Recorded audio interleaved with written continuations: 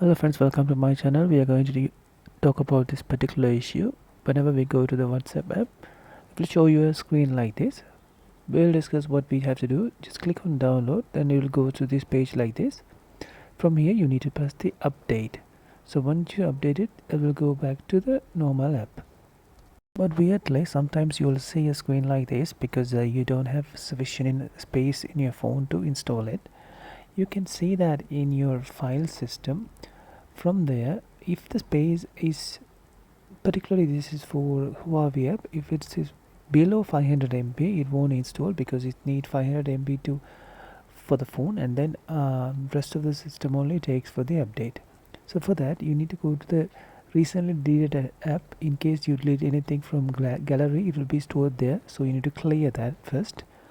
If in case that's not enough, if that's not works up, you can clean up the space. It will go up like this.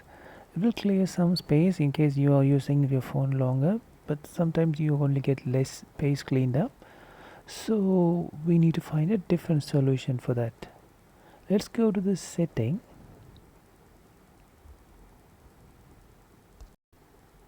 From within the settings we can choose a app that we are not using it much or we are using it a lot. From there we can clear its data. Once we clear that data, we get more space for the rest. And once we done with the installation, we can just leave the app running, and it will take the space that available. It will even take the space. We mentioned to keep 500 MB. It doesn't matter. It will take from there as well. So all you have to do is you need to have more than 500 MB space. For now I have more than around 660 MB, so I can install it. Let's see whether it will do that. Okay, as you can see, the update is getting started now. Once the update is done, you will see this particular button change to open. Once you click on that, you'll get taken to directly to the app, and it will open and it will show you all the details.